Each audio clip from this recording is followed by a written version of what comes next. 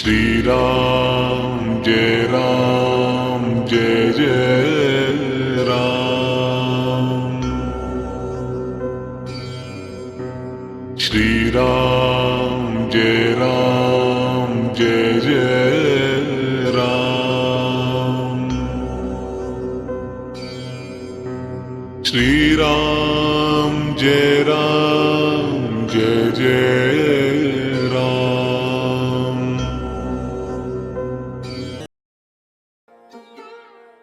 पंचविंशः सर्गः। श्री राम के पूछने पर विश्वामित्र जी का उनसे ताटका की उत्पत्ति, विवाह एवं शाप आदि का प्रसंग सुनाकर उन्हें ताटका वध के लिए प्रेरित करना। अपरिमित प्रभावशाली विश्वामित्र मुनि का ये उत्तम वचन सुनकर पुरुष सिंह श्री राम ने ये शुभ बात कही। मुनि श्रेष्ठ, जब वो यक्षिणी एक अबला सुनी जाती है तब तो उसकी शक्ति थोड़ी ही होनी चाहिए, फिर वो 1000 हाथियों का बल कैसे धारण करती है। अमित तेजस्वी श्री रघुनाथ के कहे हुए इस वचन को सुनकर विश्वामित्र जी अपनी मधुर वाणी द्वारा लक्ष्मण सहित शत्रुदमन श्री राम को हर्ष प्रदान करते हुए बोले, रघुनंदन, जिस कारण से ताटका अधिक बलशालिनी हो गई है वो बताता हूं, सुनो। उसमें वरदान जनित बल का उदय हुआ है, अतः वो अबला होकर भी बल धारण करती है, अर्थात सबला हो गई है। पूर्व काल की बात है, सुकेतु नाम से प्रसिद्ध एक महान यक्ष थे। वो बड़े पराक्रमी और सदाचारी थे, परंतु उन्हें कोई संतान नहीं थी, इसलिए उन्होंने बड़ी भारी तपस्या की। श्री राम यक्षराज सुकेतु की उस तपस्या से ब्रह्मा जी को बड़ी प्रसन्नता हुई।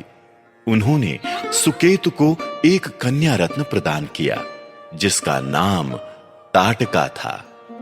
ब्रह्मा जी ने ही उस कन्या को 1000 हाथियों के समान बल दे दिया, परंतु उन महायशस्वी पितामह ने उस यक्ष को पुत्र नहीं ही दिया, क्योंकि उसके संकल्प के अनुसार पुत्र प्राप्त हो जाने पर उसके द्वारा जनता का अत्यधिक उत्पीड़न होता।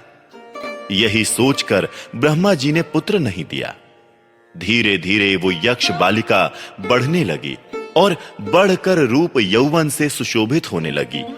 उस अवस्था में सुकेतु ने अपनी उस यशस्विनी कन्या को जंभपुत्र सुंद के हाथ में उसकी पत्नी के रूप में दे दिया।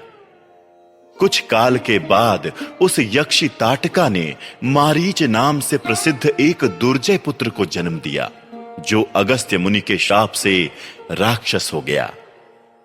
श्री राम अगस्त्य ने ही शाप देकर ताटका पति सुंद को भी मार डाला। उसके मारे जाने पर ताटका पुत्र सहित जाकर मुनिवर अगस्त्य को भी मौत के घाट उतार देने की इच्छा करने लगी। वो कुपित हो मुनि को खा जाने के लिए गर्जना करती हुई दौड़ी। उसे आती देख भगवान अगस्त्य मुनि ने मारीच से कहा, तू देव योनि रूप का परित्याग करके राक्षस भाव को प्राप्त हो जा। फिर अत्यंत अमर्ष से भरे हुए ऋषि ने ताटका को भी शाप दे दिया, तू विकराल मुख वाली नरभक्षिणी राक्षसी हो जा। तू है तो महायक्षी, परंतु अब शीघ्र ही इस रूप को त्याग कर तेरा भयंकर रूप हो जाए। इस प्रकार शाप मिलने के कारण ताटका का अमर्ष और भी बढ़ गया। वो क्रोध से मूर्छित हो उठी और उन दिनों अगस्त्य जी जहां रहते थे उस सुंदर देश को उजाड़ने लगी। रघुनंदन, तुम गौओं और ब्राह्मणों का हित करने के लिए दुष्ट पराक्रम वाली इस परम भयंकर दुराचारणी यक्षी का वध कर डालो। रघुकुल को आनंदित करने वाले वीर, इस शापग्रस्त ताटका को मारने के लिए तीनों लोकों में तुम्हारे सिवा दूसरा कोई पुरुष समर्थ नहीं है। नरश्रेष्ठ, तुम स्त्री हत्या का विचार करके इसके प्रति दया न दिखाना। एक राजपुत्र को चारों वर्णों के हित के लिए स्त्री हत्या भी करनी पड़े तो उससे मुंह नहीं मोड़ना चाहिए। प्रजापालक नरेश को प्रजाजनों की रक्षा के लिए क्रूरतापूर्ण या क्रूरता रहित पातक युक्त अथवा सदोष कर्म भी करना पड़े तो कर लेना चाहिए। ये बात उसे सदा ही ध्यान में रखनी चाहिए। जिनके ऊपर राज्य के पालन का भार है उनका तो यह सनातन धर्म है।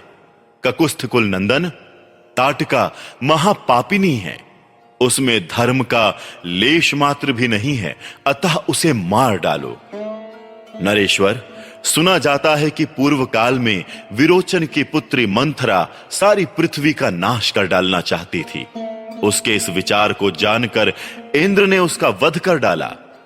श्री राम प्राचीन काल में शुक्राचार्य की माता तथा भृगु की पतिव्रता पत्नी त्रिभुवन को इंद्र से शून्य कर देना चाहती थी। ये जानकर भगवान विष्णु ने उसको मार डाला। इन्होंने तथा अन्य बहुत से महामनस्वी पुरुष प्रवर राजकुमारों ने पापचारिणी स्त्रियों का वध किया है। नरेश्वर, अतः तुम भी मेरी आज्ञा से दया अथवा घृणा को त्याग कर उस राक्षसी को मार डालो। इस प्रकार श्री वाल्मीकि निर्मित आर्ष रामायण आदि काव्य के बालकांड में 25वां सर्ग पूरा हुआ।